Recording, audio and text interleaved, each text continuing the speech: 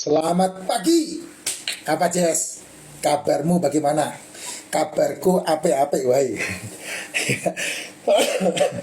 Ya kan? Flow saya sudah lenyap total, tidak haji-haji lagi ya. Suara masih sedikit-sedikit serak lah ya. Saya minum racikan lebih tepat. Ini panas nih, baru dituang. Ya. Jess, jangan lupa minum racikan Makcin, karena itu mengandung mikronutrisi yang dibutuhkan tubuh sangat baik, sehingga membantu kita untuk memulihkan ya. Daripada kamu kena flu obat, pilek obat, mules obat, batuk obat, mendingan kamu genjot beginian ya, terus-terusan minum racikan Makcin, terus saja hangat-hangat diminum. Kadang dicampur dengan jeruk nipis hajar. Kalau dicampur sama jeruk nipis ada asam-asam. Ya tergantung kamu suka apa enggak masalah. Ya, tapi jangan dicampur madu. No good. Madu makan khusus saja siang hari. Kamu kalau mau makan madu 1 sendok udah cukup. Jangan dicampur-campur dengan air, dengan apa. Karena madu itu full fruktosa dan nutrisi yang sangat bagus banget. Jangan dicampur-campur sama yang lain ya. Apalagi kamu campur dengan buah-buahan, nggak bagus. Buah, makan buah aja. Itu kalau mau makan buah ya siang hari makan buah bagus ya. Kalau saya makan buahnya milih.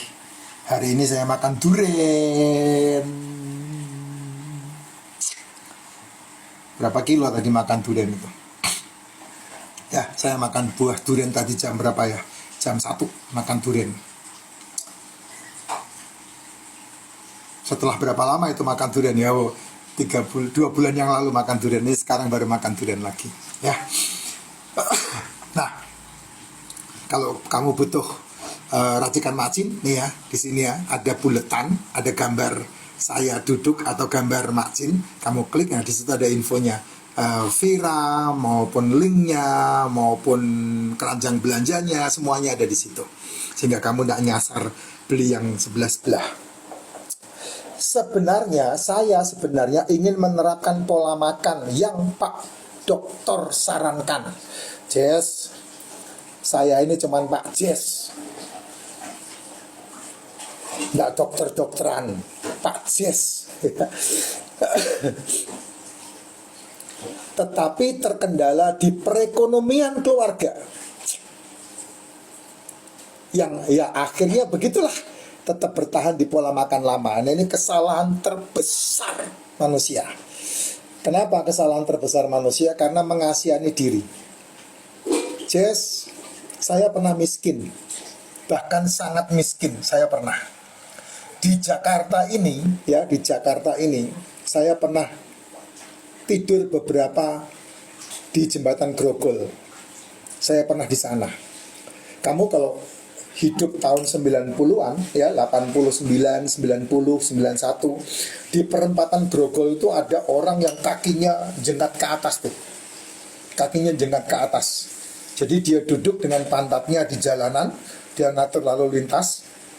Kemudian kaki kiri apa kaki kanan saya lupa, kaki kiri mungkin jengkat ke atas, kakinya kaku ke atas mulu gitu. Nah, dia pakai peluit ngaturin. Di pantatnya dia pakai ban, karet ban. Saya kenal orang itu tuh, saya tahu persis orang itu. Ya, tapi saya tidak mau cerita tentang kejelekan orang, tidak usah. Saya kenal mereka. Saya kenal banyak peminta-minta di wilayah situ. Ketika pagi dia punya pakaian rapi, dan kemudian dia memake up kakinya supaya borokan, dia memake up mukanya supaya bercompang-comping untuk hanya ngemis. Sehingga dalam salah satu video saya di YouTube, saya pernah membuat perhitungan gaji manajer dibandingkan pengemis di perempatan. Kalah kamu, manajer 1 bulan dapat sekitar 8 juta ya. Hari itu manajer dapat sekitar 4 juta. Tahun itu ya, tahun 90 ya, itu pengemis bisa mengalahkan gajimu. Ya, itu yang terjadi.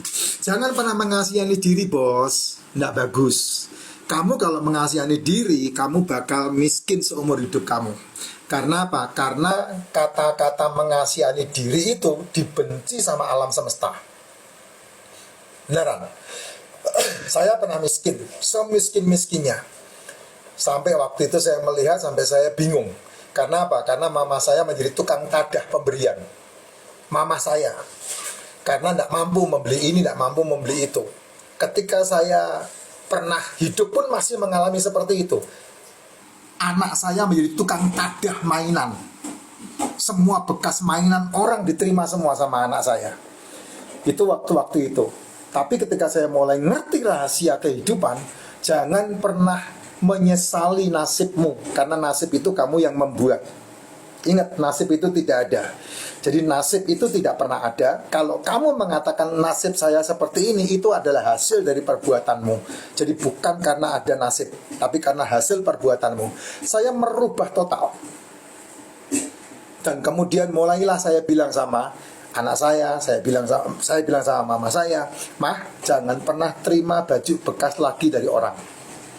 Nggak bagus, Mah. Karena yang harus mendapat jatah itu bukan kita." Akhirnya semenjak itulah kita nggak terima-terima lagi tuh jatah-jatah baju-baju bekas tuh. Artinya kita menerima belas kasihan orang begitu. Nggak, kita harus bangkit dengan keadaan diri. Nah, waktu itulah saya mulai memikirkan. Maka muncullah yang namanya merantau. Saya merantau ke Jakarta, meninggalkan mama saya. Walaupun saya nggak tahu hasilnya seperti apa, karena perjuangan itu cukup berat banget dari itu ya, Jess. Dan itulah awal saya pernah tidur di jembatan Grogol. Dan saya menikmati yang namanya kehancuran, pembelajaran, pendidikan di alam semesta ini, saya menikmati semua. Ya, saya tidak pernah mengakui lagi kalau saya tidak mampu. Tapi segala apapun harus dibayar. Karena dalam hidup itu ada harga, Jess. Kalau kamu tidak mau bayar hargamu, maka kamu tidak akan mendapatkan barangnya. Demikian juga dengan kesehatan, demikian juga dengan kekayaan, demikian juga dengan masa depan, demikian juga dengan kemakmuran, demikian juga dengan kehidupanmu. Kalau kamu tidak pernah mau membayar harganya, kamu tidak pernah mendapatkan barangnya. Karena dunia ini hanya ada satu hukum, cash and carry. Ya, bayar dan bawa pulang. Itu hukum dunia ini seperti itu. Jadi jangan pernah mengasihani diri lagi, ya. Apalagi terus ujung-ujungnya bertahan di pola makan yang lama, salah besar. Pertanyaan saya simpel sebetulnya. Kalau kamu makan nasi satu piring dibandingkan dengan makan tahu satu porsi itu tahu 3, tempe 3, tahu satu porsi, tempe satu porsi 3. Satu porsi 5.000 mamanya tahu. Jangan tahu goreng ya, karena kalau tahu goreng, tempe goreng itu udah termasuk gorengan, beda. Oke lah, tempe goreng sama tahu goreng deh. Kamu makan tahu goreng 3, tempe goreng 3, itu sama dengan kamu makan 3 kali nasi. Lebih bagus makan tahu daripada nasinya. Jadi yang membuat kismin yang mana, Jess? Kenapa kok bisa begitu? Karena makan tahu, makan tempe lebih kenyang ketimbang kamu makan nasi. Nah, itu kamu harus paham tuh. Sehingga kamu tidak mengatakan nggak mampu. Padahal tahu lebih murah daripada nasi. Kenapa begitu, Pak? Karena nasi itu karbo, gula. Ketika kamu makan nasi, maka dibuat lapar lagi. Ketika kamu makan nasi, kamu dibuat lapar lagi. Tapi kalau kamu makan tahu, makan tempe, langsung enak gitu. Kenapa? Karena yang kamu makan protein. Ini belum ngomong daging loh ya, belum ngomong seafood, belum ngomong ikan, baru tahu saja, nabati. Belum hewani. Hewani lebih gila lagi. Kamu makan rendang 1 biji itu sama saja kamu makan nasi tambah 3 kali itu. Lebih murah mana? Nah, itulah yang membuat kita harus memikirkan apa yang kita harus lakukan.